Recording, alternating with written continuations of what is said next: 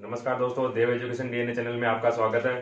तो पिछली वीडियो हमारी थी विद्युत धारा के बारे में। तो विद्युत धारा से रिलेटेड हमने जितने भी पॉइंट है वो सब देख लिए थे और उसके आगे हमने क्या देखा था, विभव और विभवांतर के बारे में, फिर चालक और अर्धचालक के बारे में, और क्या देखा था, प्रत्यावर्ती धारा, अदिष्ट धारा।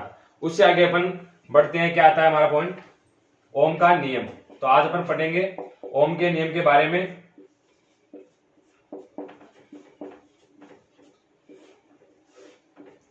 तो दोस्तों ओम के नियम की अपन बात करें तो किसने दिया था ये, जॉर्ज साइमन ओम ने। इस वैज्ञानिक के नाम पर ओम का नाम दिया गया था, ओम के नियम। तो ओम का नियम क्या है दोस्तों, इस वैज्ञानिक ने क्या कहा था कि हमारे पास कोई चालक तार है ए से बी, ये कोई चालक तार है। तो इसके अनुसार क्या कहा गया कि इस चालक तार में प्रवाहित धारा, कि किसी चालक तार में अगर धारा प्रवाहित की जाए तो इन दोनों सिरों के मध्य उत्पन्न विभवांतर, तो यहां पर हमने क्या लगा दिया है, वोल्टमीटर, ताकि विभवांतर को माप सके। तो यहां पर वोल्टमीटर लगा दिया गया है। तो धारा प्रवाहित करने के बाद जो उत्पन्न विभवांतर, यानी जो विभवांतर आएगा उसका मान किस पर डिपेंड करेगा, वो इस धारा में, जो धारा प्रवाहित हो रही है इस चालक तार में, उसके समानुपाती होगा। यानी अपन डायरेक्ट क्या बोल सकते हैं, V समानुपाती I होगा। तो परिभाषा अपन देखें, यदि किसी चालक तार में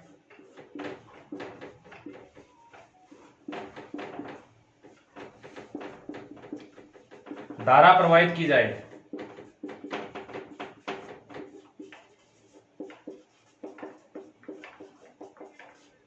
धारा प्रवाहित की जाए तो परिपथ में उत्पन्न विभवांतर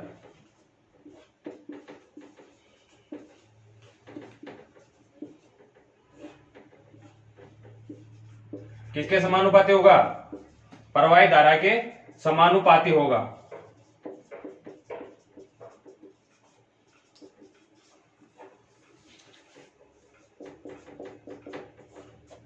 यानी किसी चालक तार में धारा प्रवाहित करने के बाद जो हमारे पास विभव या विभवांतर प्राप्त होता है उसका मान किसके समानुपाती होगा, इस प्रवाहित धारा के समानुपाती होगा। तो पर इसकी एक कंडीशन क्या है, इसकी एक कंडीशन है कि चालक के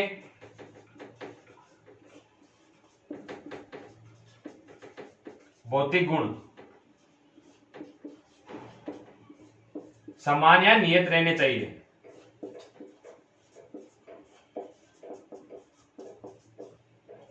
यानी ताप, दाब, अनुप्रस्थ काट का क्षेत्रफल, जो भी है, जितने भौतिक गुण है वो सभी समान रहने चाहिए, इसकी यही कंडीशन है। इससे आगे अपन बात करेंगे।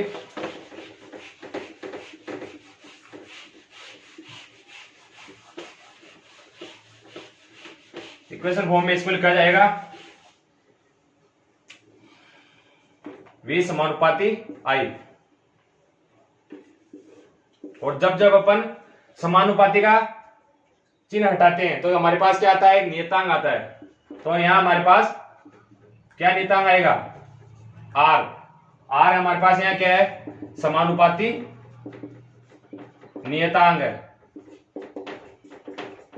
जिसको प्यार से अपन क्या बोलते हैं, प्रतिरोध कहा जाता है दोस्तों इसको। तो यहां से अपने क्या फॉर्मूला आ जाएगा, R बराबर V अपॉन I। एक फॉर्मूला ये आया और दूसरा क्या आया, I बराबर V अपॉन R। तो ये दो फॉर्मूले इसी से बनते हैं। और प्रतिरोध की अपन बात करें तो प्रतिरोध क्या होता है दोस्तों,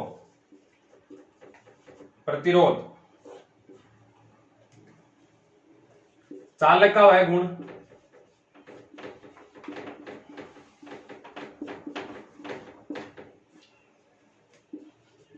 जो परिपथ में प्रवाहित धारा का विरोध करता हो। परिपथ में प्रवाहित धारा का विरोध करे।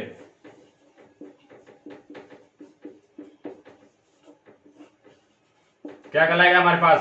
प्रतिरोध। यानी परिपथ में जो धारा प्रवाहित होगी उसको जो रोकता है, यानी जो गुण है उसको रोकने का, धारा को आगे नहीं जाने देने का, तो वो गुण क्या कहलाता है? प्रतिरोध। प्रतिरोध को कैसे दर्शाते हैं अपन? इस तरह हमने पहले पढ़ा था युक्तियां, परिपथ से रिलेटेड जो युक्तियां पढ़ी थी उसमें क्या पढ़ा था कि प्रतिरोध को किससे दर्शाते हैं? इस तरह। तो ये प्रतिरोध को दर्शाने का सिंबल है। तो यहीं से अपन इसकी बात करें, मात्रक की बात करें, तो क्या हो जाएगा? R बराबर हमारे पास क्या है? V अपॉन I है। तो प्रतिरोध का मात्रक क्या आ जाएगा? क्योंकि हमें पता है विभवांतर का मात्रक क्या होता है? V का मात्रक वोल्ट और I का एम्पियर होता है दोस्तों। तो इन दोनों को क्या लिखा जाता है? यानी वोल्ट पर एम्पियर। ये किसका मात्रक है? प्रतिरोध का मात्रक है, वोल्ट पर एम्पियर। इसी को अपन क्या बोलते हैं? इसी को अपन क्या बोलते हैं? ओम। ध्यान रखना दोस्तों, इसी को क्या बोलते हैं अपन? ओम। और इसको दर्शाने का सिंबल कैसे होता है? ये। यानी ओम को किस तरह दर्शाया जाता है? इस सिंबल के माध्यम से दर्शाया जाता है।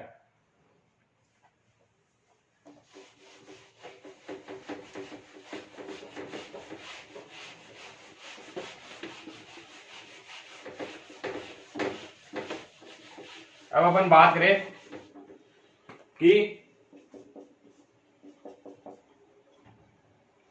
कारक जो प्रतिरोध को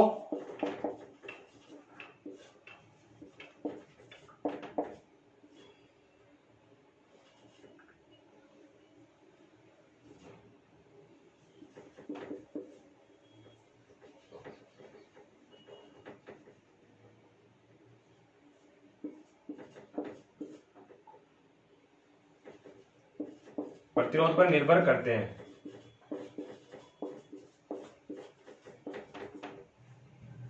तो ऐसे कौन से कारक है दोस्तों? तो सबसे पहला हमारे पास ताप, यानी ताप का प्रतिरोध से क्या संबंध है? तो ताप का प्रतिरोध से क्या संबंध है? जब जब अपन टेम्परेचर यानी ताप को बढ़ाएंगे तो हमारे पास प्रतिरोध R का मान भी इंक्रीज होगा, यानी बढ़ जाएगा। तो यही संबंध है, जब जब ताप को बढ़ाया जाएगा तो प्रतिरोध का मान भी क्या होगा? बढ़ जाएगा। उसके आगे पदार्थ की प्रकृति,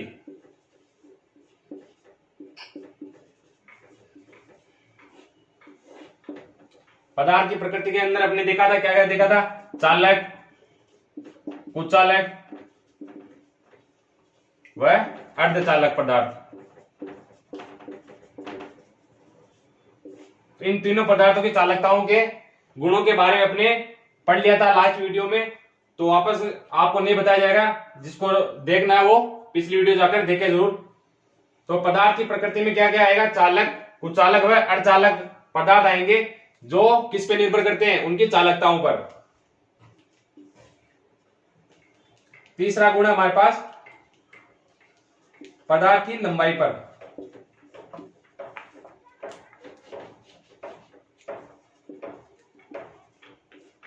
चालक की लंबाई L पर।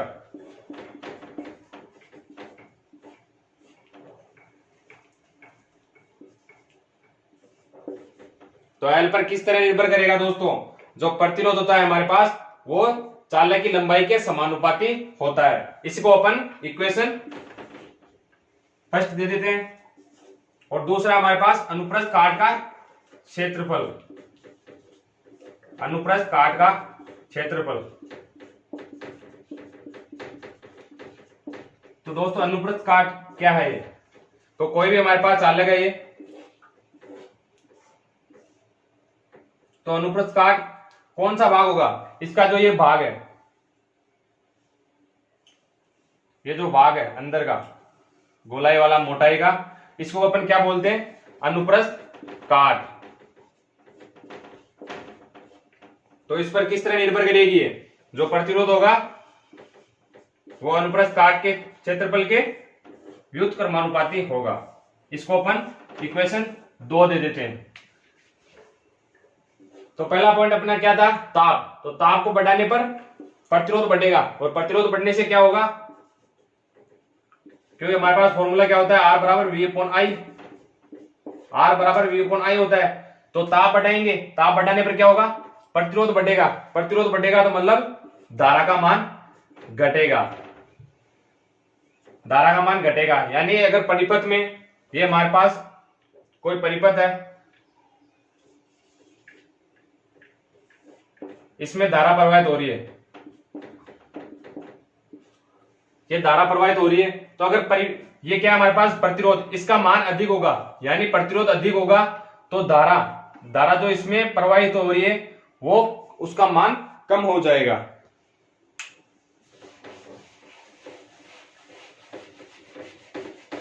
क्योंकि प्रतिरोध भी तो धारा के व्युत्क्रमानुपाती होता है, धारा के व्युत्क्रमानुपाती होगा तो प्रतिरोध अधिक होगा तो धारा का मान ऑटोमेटिकली कम हो जाएगा। तो यहां से हमारे पास दो इक्वेशन क्या आए थे, पहला क्या था आर समानुपाती एल, और दूसरा क्या था आर बराबर आर समानुपाती 1 अपॉन ए। तो ये दो इक्वेशन हमारे पास आए थे, इनको संयुक्त रूप से अपन लिख देते हैं। तो क्या आएगा, आर समानुपाती एल अपॉन ए, यानी लंबाई के भी समानुपाती है और क्षेत्रफल के भी, यानी क्षेत्रफल के व्युत्क्रमानुपाती है।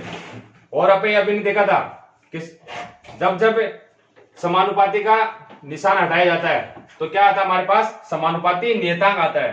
तो इसी को, तो जब इसको हटाया जाएगा, समानुपाती के निशान को हटाया जाएगा तो हमारे पास एक नियतांक आएगा रो, आर बराबर रो एल अपॉन ए। तो हमारे पास नया फॉर्मूला क्या आ गया, आर बराबर रो एल अपॉन ए। इसमें रो क्या है, रो क्या है हमारे पास, समानुपाती नियतांक,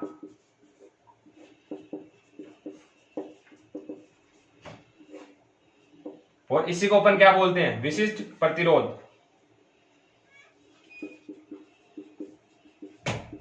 विशिष्ट प्रतिरोध, या फिर इसको क्या बोल सकते हैं, प्रतिरोधकता, प्रतिरोधकता। तो चलिए प्रतिरोधकता की अपन बात करें तो इसी से अपन प्रतिरोधकता का फॉर्मूला निकालते हैं। चलो तो इसको, इनको ट्रांसफर कर देंगे इस तरफ, तो क्या आएगा, तो ये आ गया हमारे पास R इंटू ए अपॉन एल। ये किसका फॉर्मूला आ गया दोस्तों, प्रतिरोधकता का। तो इसी फॉर्मूले में बेस्ड अपन इसका मात्रक निकालेंगे, मात्रक की अपन बात है। तो प्रतिरोध का मात्रक अभी ने देखा था क्या था, ओम, और इसका क्या होता है, चलिए हिंदी में लिख देते हैं, ओम इंटू क्षेत्रफल का क्या होता है, मीटर स्क्वायर, और मीटर स्क्वायर को मैं ऐसे लिख रहा हूं, मीटर इंटू मीटर। और नीचे क्या है, लंबाई, लंबाई का भी क्या मात्रक होता है दोस्तों, मीटर होता है। तो 1 मीटर से ये मीटर कैंसिल आउट हो गया, तो हमारे पास क्या बचा, ओम मीटर। यानी प्रतिरोधकता का जो मात्रक होगा वो क्या होगा, ओम मीटर, ओम मीटर। ये हो गया मात्रक प्रतिरोधकता का। तो दोनों इक्वेशन को अपने एक साथ लिखना था, दोनों इक्वेशन को एक साथ लिखा तो क्या है हमारे पास, आर समानुपाती है किसके, एल अपॉन ए, और समानुपाती का निशान हटाया जाए तो क्या है हमारे पास, रो, रो हमारे पास क्या है, समानुपाती नियतांक। इसी को अपन क्या बोलते हैं, विशिष्ट प्रतिरोध या प्रतिरोधकता, और इसी का मात्रक क्या होता है, ओम मीटर।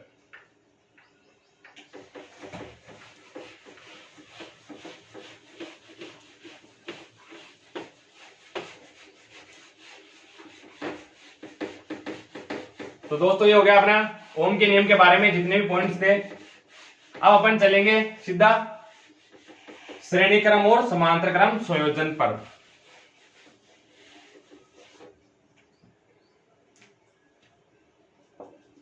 परिपथों का संयोजन,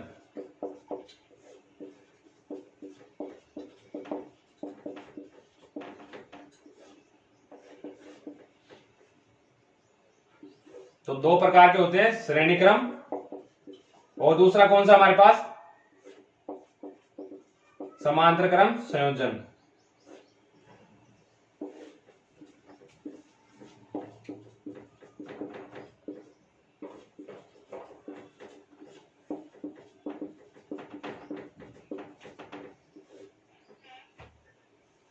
तो सबसे पहले अपन पढ़ेंगे संयोजन श्रेणी क्रम, यानी श्रेणी क्रम संयोजन के बारे में पढ़ेंगे। तो श्रेणी क्रम संयोजन क्या होता है दोस्तों, चलिए देखते हैं डायग्राम से।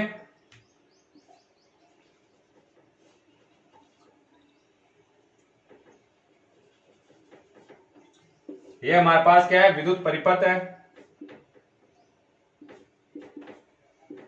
ये बैटरी, ये की कुंजी, यहां से हमारे पास धारा प्रवाहित हो रही है,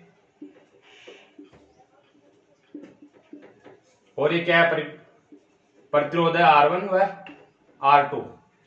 तो श्रेणी क्रम संयोजन और समांतर क्रम संयोजन को अपन कैसे पहचानेंगे दोस्तों, तो ये हमारे पास दो अलग अलग वायर है, यानी जो पहले प्रतिरोध का दूसरा सिरा, यानी ये पहला प्रतिरोध है हमारे पास, इसका ये दूसरा सिरा दूसरे प्रतिरोध के पहले सिरे से कनेक्ट हो, तो ऐसा संयोजन हमारे पास क्या कहलाएगा, श्रेणी क्रम संयोजन। इसी के विपरीत अपन देखें समांतर क्रम संयोजन में क्या होता है,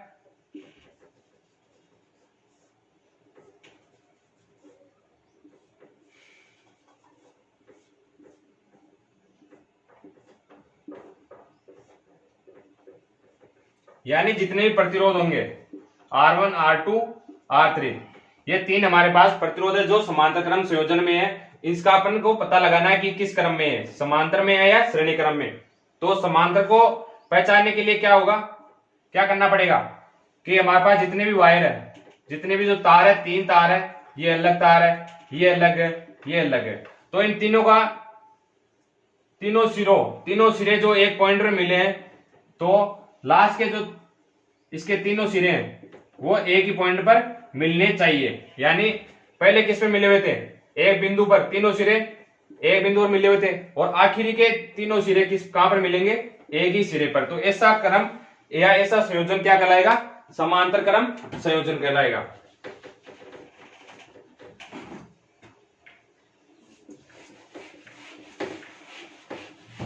अब डिटेल से देखते हैं दोनों को।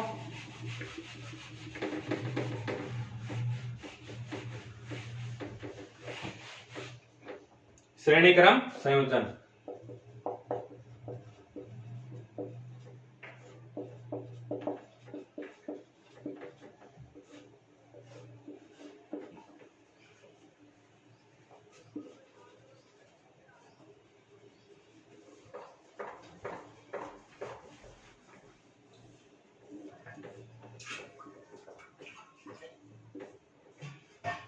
ये हमारे पास क्या है दोस्तों, विद्युत परिपथ है। विद्युत परिपथ की ये बैटरी, ये की चाबी, और यहां से धारा प्रवाहित होगी, और धारा की दिशा किस तरफ होगी दोस्तों, धनावेश से ऋण आवेश की ओर। तो यहां से धारा प्रवाहित होगी, आगे जाएगी और वापस कहां पर आएगी, ऋण आवेश की ओर। ये हमारे पास क्या है, R1, R2 व R3 प्रतिरोध है। तो श्रेणी क्रम संयोजन में क्या होता है दोस्तों, जो धारा का मान होता है, धारा I वो एंड तक क्या होती है, सेम। यानी यहां पर क्या है, I है, तो यहां पर भी क्या होगा, I, उसी मान की, उसी वैल्यू की धारा प्रवाहित होगी, यानी परिपथ में धारा का मान समान रहेगा, यानी धारा का मान क्या रहेगा, सेम। और प्रतिरोध तो अलग है ही, प्रतिरोध क्या है हमारे पास, R1, R2 व R3 प्रतिरोध है। और तीनों सिरों पर ये हमने क्या कनेक्ट कर दिया, वोल्ट मीटर।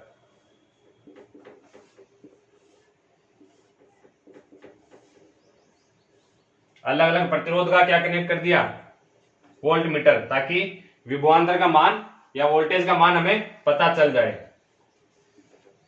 तो यहां से अपन को क्या ध्यान रखना है,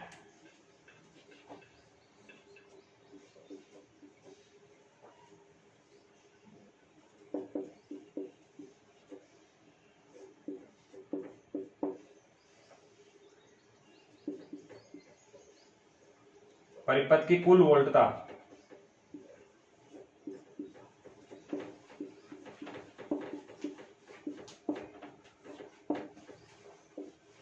परिपथ की कुल वोल्टता अलग अलग प्रतिरोध में उत्पन्न वोल्टताओं के योग के बराबर होगी।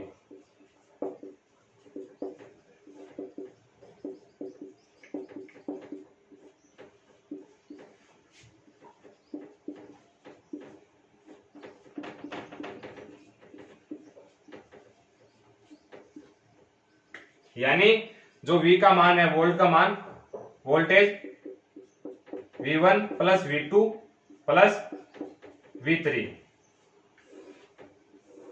तो ये लाइन हमें क्या कहना चाह रही है कि परिपथ की कुल वोल्टता उसका मान किस पर, अलग अलग प्रतिरोधों के वोल्टताओं के योग के बराबर होगा। तो यहीं से अपन देखें कि R1 प्रतिरोध के सिरों पर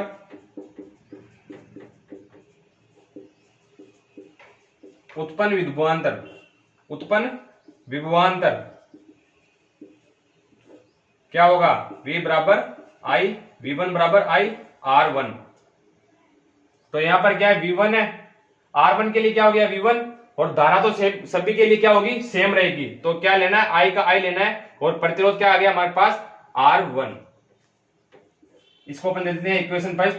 और R2, इसके लिए बात करें R2 के लिए, तो विभवांतर क्या होगा V2, यानी V2 क्या होगा I R2। इसको अपन दे देते हैं इक्वेशन 2। और R3 प्रतिरोध के लिए जो विभवांतर उत्पन्न होगा वो क्या होगा, V3 बराबर I R3। तो ये तीन अलग अलग इक्वेशन आएगी हमारे पास। इन तीनों को कंबाइन करके अपन अभी लिखेंगे।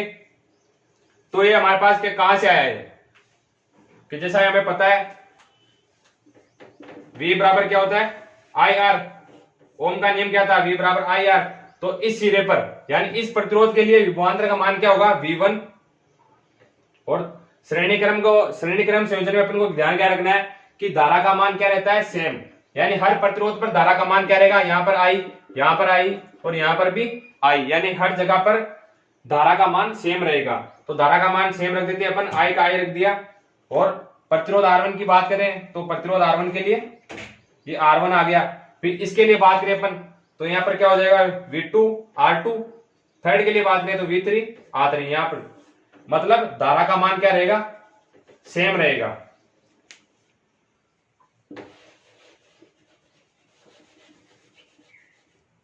तो अब उन क्या करना है, अब जो ये मान है, जो तीन इक्वेशन है, यहां पर किसका मान आ गया हमारे पास, V1 का आ गया, V2 का आ गया और V3 का आ गया। तो यहां पर अपने को यहां पर मान रखना है। तो V का फॉर्मूला क्या होता है, हमने देखा था ओम के नियम में, V बराबर क्या होता है I into R, I R बराबर किसके होगा, V1 का मान क्या है हमारे पास I R1, V2 का क्या है I R2 और V3 का I R3। यहां से अपन I कॉमन लेंगे, I को कॉमन लेके यहां से कट जाएगा, ये I कॉमन लेंगे तो कट जाएगा आगे। तो क्या बचेगा हमारे पास R बराबर R1 plus R2 plus R3।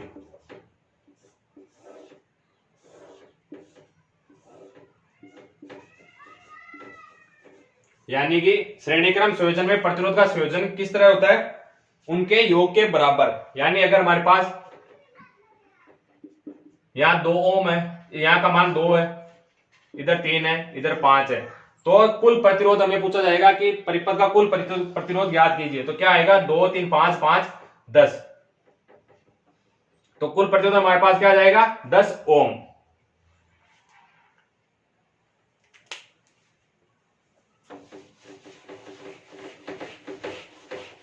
तो इसमें अपन को क्या ध्यान रखना है कि प्रतिरोध का मान सभी प्रतिरोधों के, अलग अलग प्रतिरोधों के योग के बराबर होता है।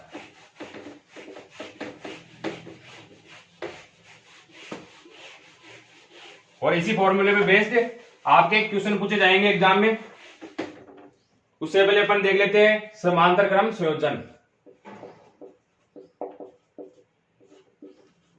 समांतर क्रम संयोजन के बारे में भी देख लेते हैं, फिर अपन क्वेश्चन करेंगे इन दोनों पर बेस्ड। समांतर क्रम संयोजन में क्या होता है दोस्तों, तीन अलग अलग तार होंगे जो एक ही जगह कनेक्ट होंगे और आखिर के सिरे भी एक जगह कनेक्ट होंगे। यहां पर आपने लगा दी बैटरी, और ये क्या है, खुली यानी बंद कुंजी, और यहां से धारा का प्रवाह होगा। धारा का प्रवाह होने के बाद यहां से क्या होगा, धारा बढ़ जाएगी, I1 I2 और I3, यानी धारा का डिवाइडेशन हो जाएगा अलग अलग तार में। अलग अलग तार है इसलिए धारा का मान भी अलग अलग होगा, क्योंकि श्रेणी क्रम में अपने क्या लिया था कि तार एक ही था, एक ही दिशा में प्रवाहित हो रहा था, और यहाँ पर एक बिंदु से अलग अलग दिशाओं में जा रहा है, यानी अलग अलग तार में जा रहा है, तो धारा का मान भी अलग अलग बढ़ जाएगा। तो I1 I2 R3, और यहां पर R1 R2 और R3। और विभवांतर की अपन बात करें, विभवांतर की अपन गणना कैसे करेंगे, वोल्टता की गणना। यहां पर हमारा क्या लगा होगा, वोल्ट मीटर, जो किसकी गणना करेगा, वोल्टता की गणना करेगा।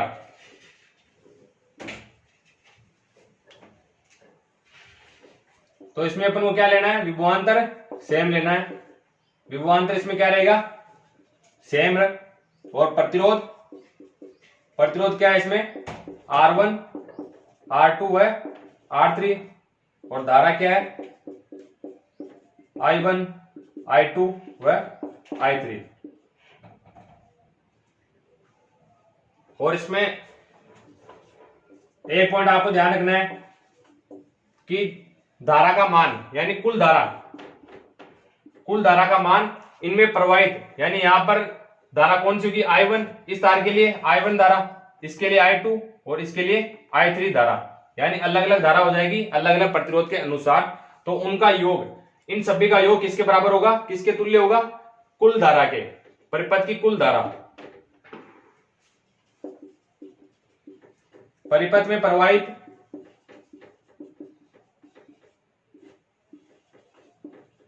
कुल धारा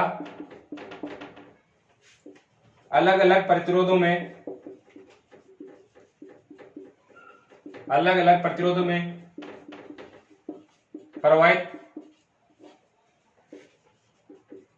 धाराओं के योग के बराबर होगी।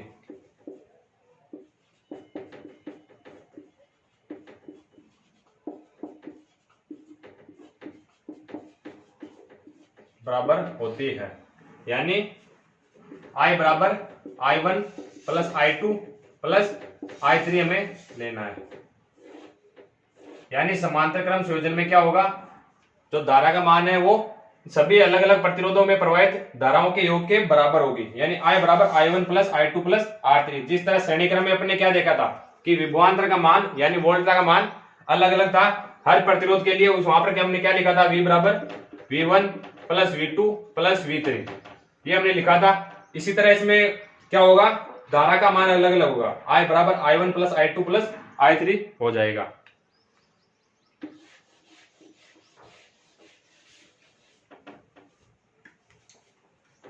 तो R1 प्रतिरोध के लिए बात करें अपन, R1 प्रतिरोध के लिए, R1 प्रतिरोध में प्रवाहित धारा क्या होगी दोस्तों, I1 बराबर V अपॉन R1, क्योंकि फॉर्मूला क्या होता है हमारे पास, V बराबर IR, I का निकालेंगे तो I बराबर V अपॉन R आ जाएगा हमारे पास, V अपॉन R आया। तो यहां पर I1 ले रहे हैं तो प्रतिरोध भी क्या होगा इसके लिए, R1, प्रतिरोध R1 हो जाएगा। और हमें पता है कि विभवांतर यानी वोल्टता का मान क्या है, सेम है, सेम रखेंगे, हमने ऊपर ही लिखा था विभवांतर यानी सेम रहेगा। और I2 की बात करें, I2 अपन को क्या लेना है, V अपॉन R2, और I3 क्या हो जाएगा हमारे पास, V/R3 हो जाएगा। यानी R1 R2 R3 के लिए क्या हो जाएगा, I1 I2 I3 धारा प्रवाहित होगी। तो इनका मान I1 I2 I3 का मान कहां पर रखना है, इस इक्वेशन में रखना है। तो क्या आएगा,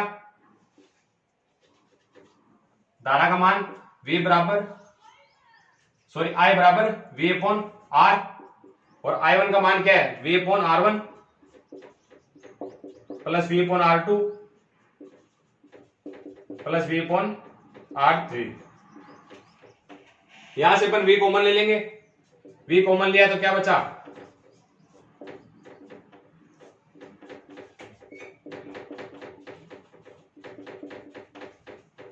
(1/R1 plus 1/R2 plus 1/R3 आ जाएगा हमारे पास। तो इसको डायरेक्ट लिख रहा हूं मैं आपको।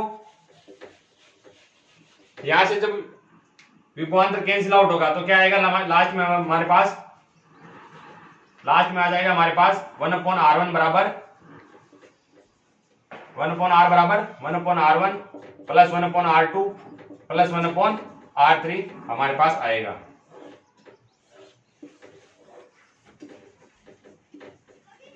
यानी समांतर क्रम संयोजन में प्रतिरोध, कुल प्रतिरोध का मान किस तरह निकाला जाएगा, 1/R1 plus 1/R2 plus 1/R3। और श्रेणी क्रम संयोजन में अपने कैसे निकाला था, R बराबर R1 plus R2 plus I3 श्रेणी क्रम संयोजन के लिए था ये। और समांतर क्रम संयोजन के लिए क्या होगा, इसका व्युत्क्रम का योग।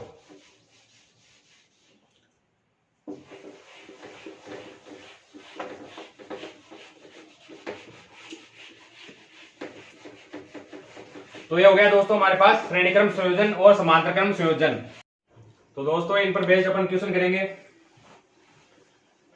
3 ओम 4 ओम व 5 ओम के प्रतिरोध के 3 प्रतिरोध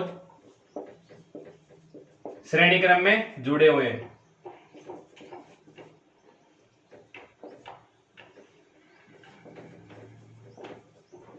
श्रेणी क्रम में जुड़े हैं तो परिपथ में प्रवाहित धारा का मान ज्ञात कीजिए।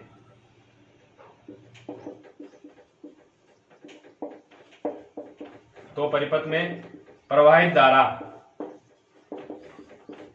का मान क्या होगा,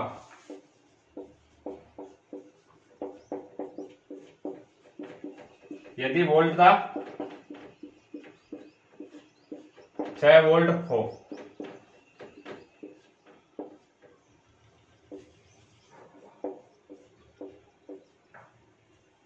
तो इसका डायग्राम बनाए अपन विद्युत परिपथ के। तो कैसा बनेगा, श्रेणी क्रम में जुड़े हैं, यानी इस तरह इसको बना सकते हैं।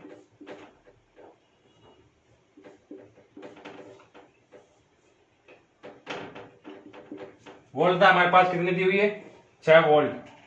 6 वोल्ट की हमारे पास क्या है, बैटरी लगी हुई है। और यहां पर 3 ओम 4 ओम और 5 ओम के 3 प्रतिरोध लगे हुए हैं। इसमें हमारे क्या पूछा गया है, धारा, जो धारा प्रवाहित हो रही है I, उसका मान पूछा गया है। तो कैसे करेंगे, तो अभी हमने देखा था कि श्रेणी क्रम संयोजन में क्या होता है कि जो R होता है प्रतिरोध, वो बाकी सभी प्रतिरोधों के योग के बराबर होता है। यह भी हमने पढ़ा था कि R बराबर R1 plus R2 plus R3। तो यहां से अपन क्या करेंगे, परिपथ का कुल प्रतिरोध हमारे पास आ जाएगा। तो 3 ओम प्लस 4 ओम प्लस 5 ओम कितना आ गया, 12 ओम। 12 ओम हमारे पास क्या है, परिपथ का कुल प्रतिरोध। और 6 वोल्ट क्या है,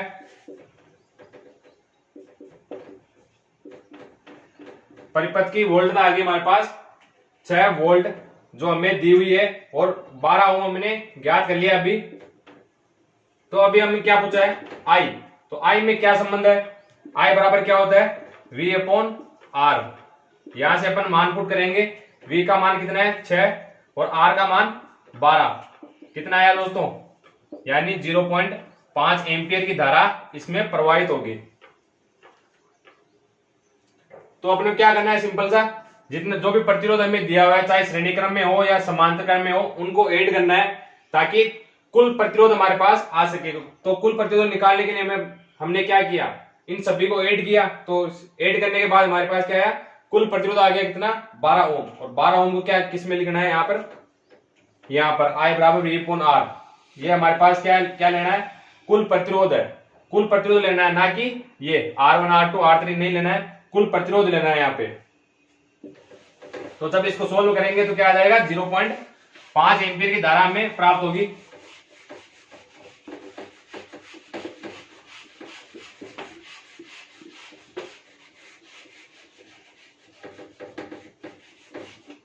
इसके आगे मैं आपको 2 क्वेश्चन देता हूं।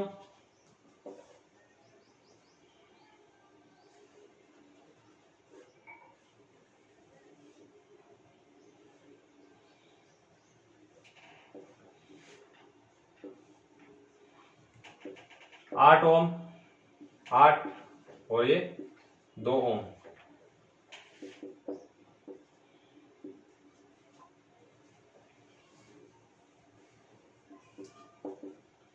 ये मान लिया 10 वोल्ट की बैटरी लगी हुई है इसमें, और दूसरा हमारे पास एक और परिपथ है जो किस तरह है,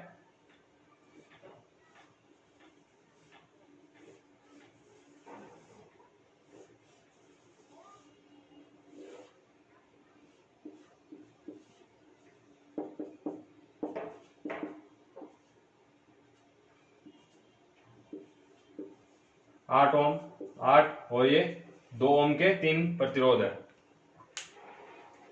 तो अब सबसे पहले तो हमें पहचाना क्या है कि कौन सा श्रेणी क्रम है और कौन सा समांतर क्रम संयोजन है। तो श्रेणी क्रम कौन सा है दोस्तों, पहला वाला है। क्यों, क्योंकि इसमें एक ही तार से कनेक्ट है, जो क्योंकि इस पहले प्रतिरोध का दूसरा सिरा इस दूसरे प्रतिरोध के पहले सिरे से कनेक्ट है, और इसी तरह इसका दूसरा, इसका आखिरी हिस्सा, आखिरी सिरा किससे कनेक्ट है, तीसरे के फर्स्ट से ये कनेक्ट है। तो ये क्या हो गया, इसको अपन कैसे बना सकते हैं, इसी परिपथ को अपन कैसे बना सकते हैं, इस तरह।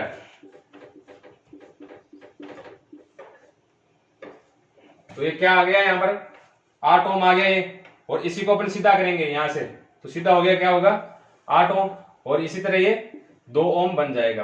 तो यहां से अपन इसकी वैल्यू फाइंड आउट कर सकते हैं।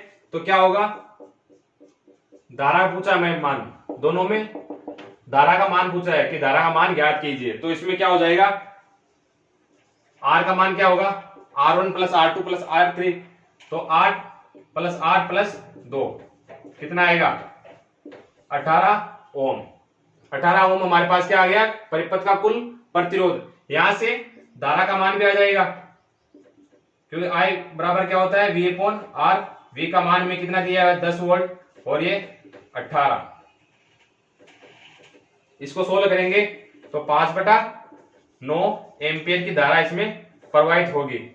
इसी तरह अपन इसमें बात करें तो ये डायग्राम किसमें चेंज होगा, कुछ इस तरह बनेगा।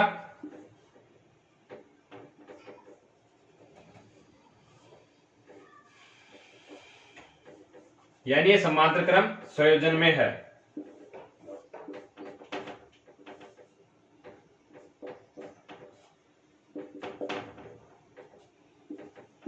धारा I का मान हमें पूछा है कि क्या होगा, यहां पर इसका मान कितना है, 8 ओम, ये 8 और ये 2 ओम होगा।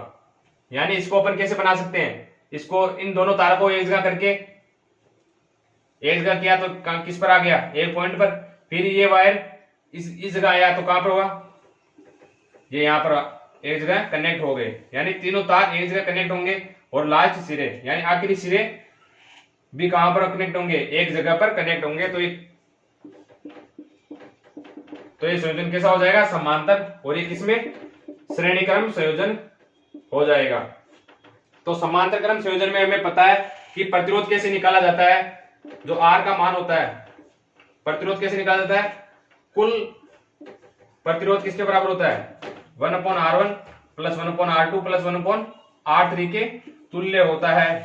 तो यहां से अपन क्या निकालेंगे, कुल प्रतिरोध का मान। तो कुल प्रतिरोध का मान अपन निकालेंगे तो 1/r1 बराबर r1 का मान कितना है 8, r2 का इसका भी 8 और r3 का मान कितना है 2। तो यहां से क्या मान आएगा हमारे पास,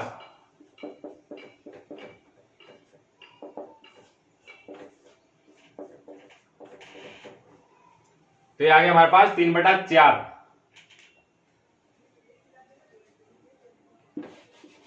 3/4 आ गया हमारे पास कुल प्रतिरोध। यहां से अपन धारा का मान निकालेंगे। धारा क्या होती है,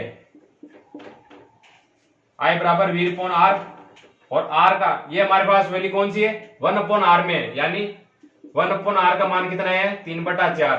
यहां से अपन को किसका मान निकालना है R का मान निकालेंगे तो 4/3 ओम आ जाएगा, यानी इसका उल्टा आ जाएगा। तो हमारे पास नया प्रतिरोध क्या आया 4/3 ओम। 4/3 ओम आया हमारे पास। तो वोल्ट का मान अपन रखते थे 10 और आर का मान कितना था 4/3, और ये 3 ऊपर चला जाएगा तो कितना आ गया 30/4 एम्पियर की धारा इसमें प्रवाहित होगी, और इसमें 5/9 एम्पियर की धारा प्रवाहित होगी। तो दोनों में से अपन को क्या ध्यान रखना है, अगर श्रेणी क्रम आए तो प्रतिरोध कैसे निकाला जाएगा। श्रेणी क्रम के लिए यह है R बराबर R1 plus R2 plus R3, और समांतर क्रम के लिए कौन सा है 1/R बराबर 1/R1 plus 1/R2 plus 1/R3। ये आपको ध्यान रखना है, इन्हीं पे बेस्ड आपके क्वेश्चन पूछे जाएंगे। के बाद हमारे पास कुछ उपकरण है जिनका रूपांतरण यानी एक ऊर्जा से दूसरी ऊर्जा में होगा। तो इससे कुछ उपकरण है हमारे पास। तो पहला कौन सा है जनित्र यानी जनरेटर डायनेमो। तो उसका रूपांतरण किस में होगा, यानी यांत्रिक ऊर्जा का रूपांतरण किस में होगा विद्युत ऊर्जा में।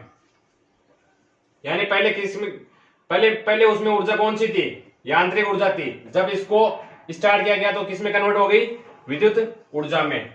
फिर इसी तरह मोटर क्या काम करती है विद्युत ऊर्जा को यांत्रिक ऊर्जा में कन्वर्ट करती है।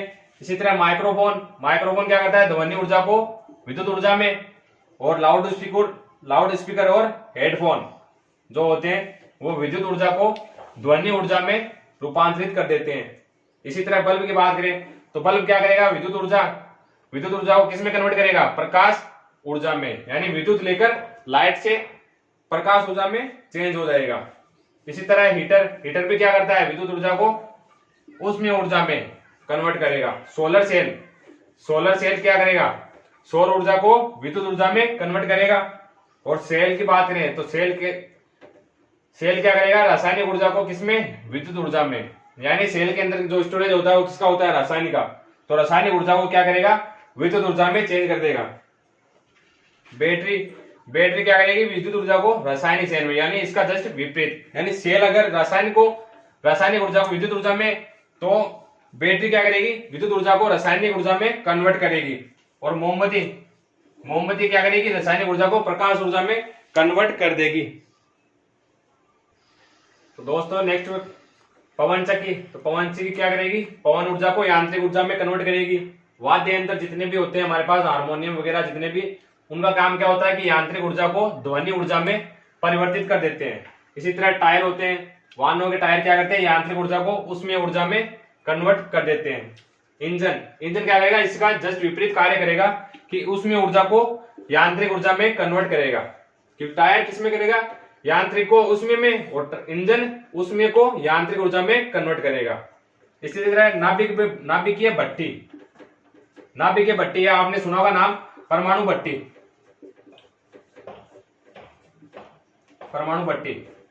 ये क्या करती है नाभिकीय ऊर्जा को विद्युत ऊर्जा में रूपांतरित कर देती है। तो इसके बारे में अपन नाभिकीय भट्टी के बारे में यानी परमाणु भट्टी के बारे में अपन डिटेल से पढ़ेंगे। यहीं पे मैं आपको डिटेल से पढ़ा देता हूं कि नाभिकीय भट्टी के बारे में जितने भी तथ्य है वो सभी आपको पढ़ाए जाएंगे।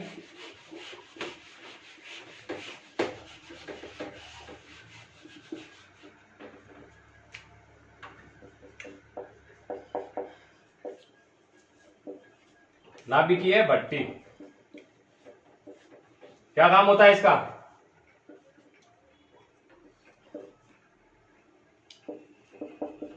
नाभिकीय ऊर्जा को किसमें? विद्युत ऊर्जा में कन्वर्ट करने का काम होता है। तो इसके अंदर जितने तथ्य हैं उनकी बात करेंगे अपन कि विश्व में सर्वप्रथम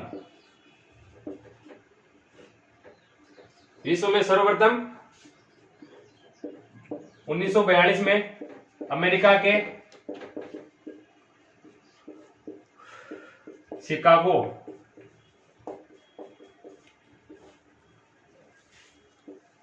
कॉलेज है, विश्वविद्यालय, शिकागो विश्वविद्यालय में प्रोफेसर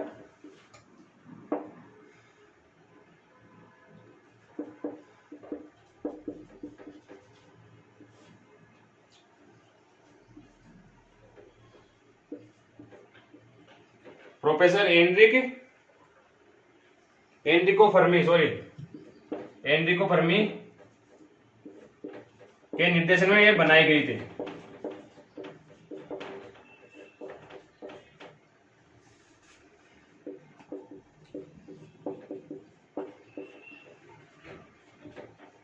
यह थी विश्व की बात कि 1942 में, सन 1942 में अमेरिका के शिकागो विश्वविद्यालय में प्रोफेसर एनरिको फर्मी के निर्देशन में यह बनाई गई थी। और इंडिया की अपन बात करें, इंडिया में कब बनाई गई है? 1952 में, यानी 10 साल बाद में।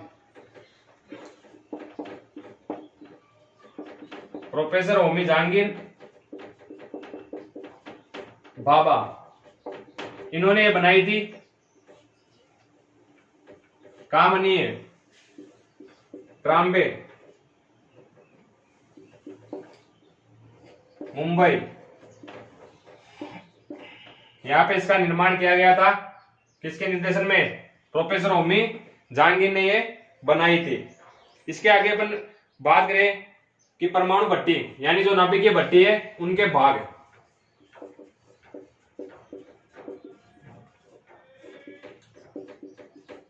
परमाणु भट्टी के भाग, उन सभी की अपन चर्चा करेंगे।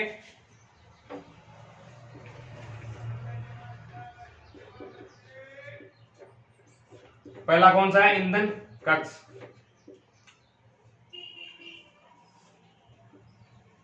ईंधन कक्ष में क्या आएगा? ईंधन कक्ष के रूप में यूरेनियम,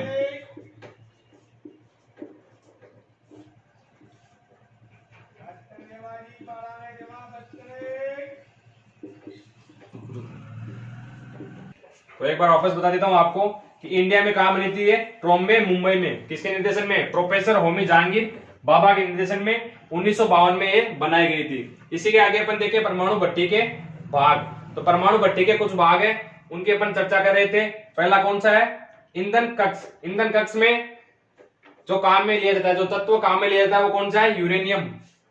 यूरेनियम 235 यूरेनियम 235 काम में लिया जाएगा। इसी के आगे मंदक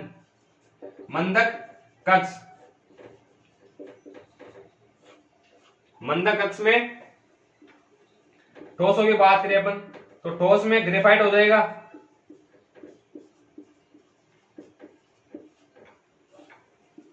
द्रव में D2O,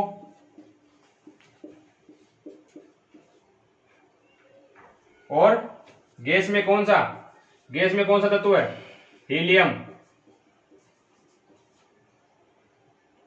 हीलियम तत्व है, काम में लिया जाएगा।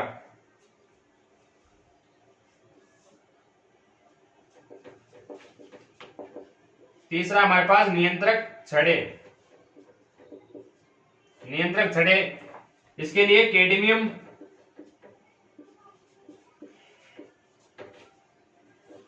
Cd व बोरोन।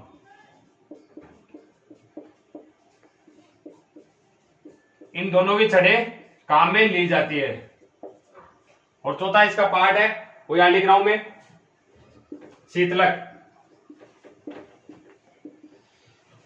शीतलक कक्ष,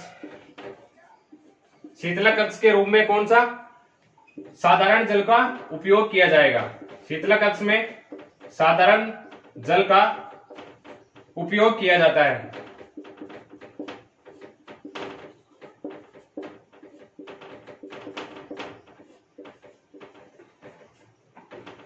तो ये हो गए परमाणु भट्टी के भाग, 4 भाग के जिनसे मिलकर आगे परमाणु भट्टी का निर्माण किया जाता है। तो पहला कौन सा था हमारे पास, ईंधन कक्ष। ईंधन कक्ष में यूरेनियम 235 काम में लिया जाएगा। मंदक कक्ष में 200 में ग्रेफाइट, द्रव में D2O व गैस में हीलियम गैस काम में ली जाएगी। इसके आगे नियंत्रक छड़े, नियंत्रक छड़े किसकी इसकी काम आएगी, कैडमियम और बोरोन की। और लास्ट में कौन सा था हमारे पास, शीतलक कक्ष। इसमें साधारण जल का यानी नॉर्मल वाटर जो होता है उसको यूज में लिया जाता है।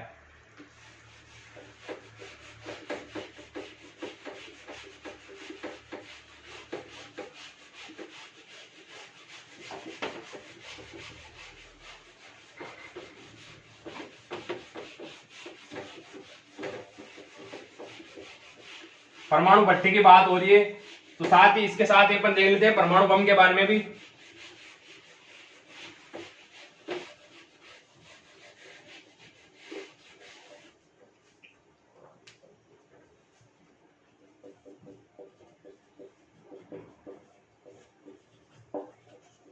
परमाणु बम की किसने बनाया ये, ओटो होम, ओपनहीमर व रॉबर्ट कोच।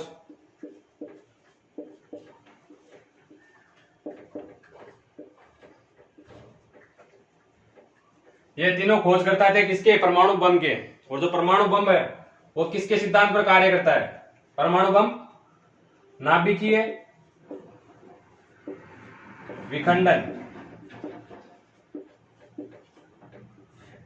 नाभिकीय विखंडन के सिद्धांत पर कार्य करता है। इसमें अपन देखेंगे जो परमाणु भट्टी होती है, परमाणु भट्टी वो किसके सिद्धांत पर, नाभिकीय विखंडन।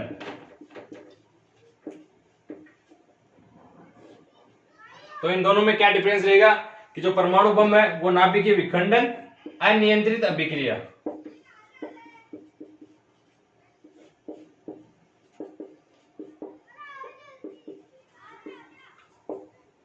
तो दोस्तों हमारे पास दो प्रकार की अभिक्रिया होती है, एक होती है नाभिकीय विखंडन और दूसरी कौन सी होती है, नाभिकीय संलयन। तो दोनों में अलग अलग प्रोसेस होती है। संलयन में दो से अधिक परमाणु जुड़कर क्या बनाते हैं, उनका संलयन होकर यह अभिक्रिया होती है। और बाद में अपन बात करें विखंडन की, तो विखंडन में क्या होता है, परमाणु का विखंडन होता जाता है, फिर इनका विखंडन, फिर इनका विखंडन, ऐसे आगे ये प्रोसेस चलती जाती है। तो आगे से आगे प्रोसेस चलती जाती है यानी नियंत्रित नहीं होती है। तो इस प्रोसेस को अपन क्या कहेंगे, अनियंत्रित, यानी रुकने का नाम ही ना ले। तो ऐसी प्रोसेस यानी ऐसी अभिक्रिया कौन सी होगी, अनियंत्रित अभिक्रिया। और परमाणु भट्टी किस पर, नियंत्रित अभिक्रिया पर। यानी नियंत्रित अपन क्या बोल सकते हैं, नियंत्रित नाभिकीय विखंडन अभिक्रिया। और दोस्तों इसी में आगे आएगा अभी हमारे हाइड्रोजन बम। हाइड्रोजन बम इसमें कौन सी अभिक्रिया होती है, नाभिकीय संलयन की, नाभिकीय संलयन अभिक्रिया।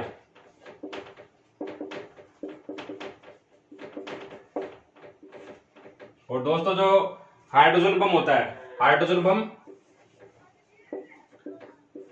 परमाणु बम की तुलना में, परमाणु बम की तुलना में 1000 गुना ज्यादा खतरनाक होता है।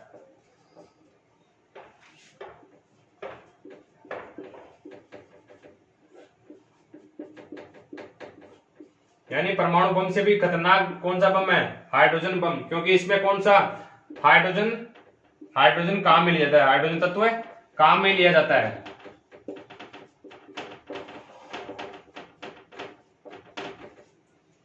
तो ये हो गया हाइड्रोजन बम से रिलेटेड बातें। अभी अपन कौन सी बात कर रहे थे, परमाणु बम की।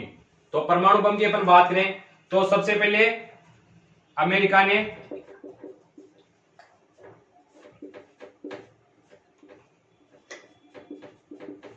जापान के 2 बड़े शहरों पर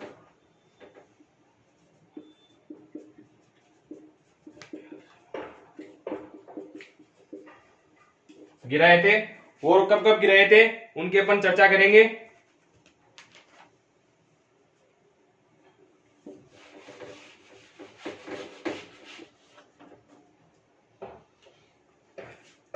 तो सबसे पहले 6 अगस्त 1945 हिरोशिमा के लिटिल बॉय एरिया में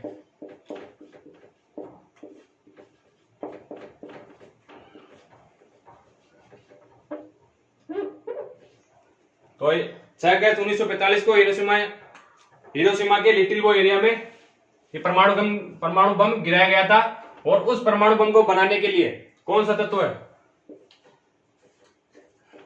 यूरेनियम काम में लिया गया था। उसी के बाद 3 दिन बाद 9 अगस्त 1945 को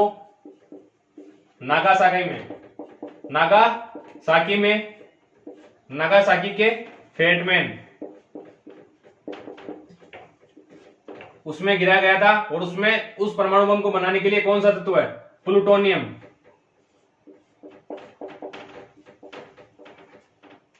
यानी 6 अगस्त 1945 को जो बम गिराया गया था वो नागासाकी के फेटमैन में गिराया गया था। और उसमें उसको बनाने के लिए प्लूटोनियम का प्रयोग किया गया था। और अपन भारत की बात करें कि भारत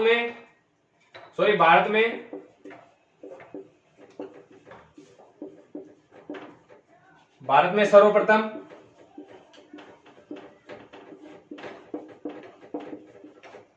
परमाणु बम का परीक्षण कब हुआ, कहां किया गया था, 1974 में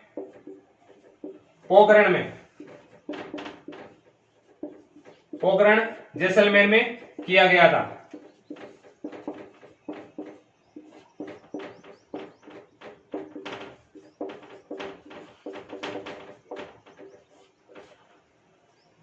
तो दोस्तों आज की क्लास अपनी यहीं पर समाप्त होती है। तो मेरे जितने भी भाई हैं जो राजस्थान पुलिस बीएसटी फिजिक्स का जो पोर्शन था वो आज के लिए यहीं पर समाप्त होता है।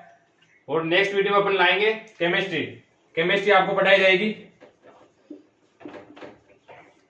फिर आपको बायोलॉजी पढ़ाई जाएगी। तो जुड़ने के लिए चैनल को सब्सक्राइब कीजिए, लाइक कीजिए और कमेंट कीजिए। धन्यवाद।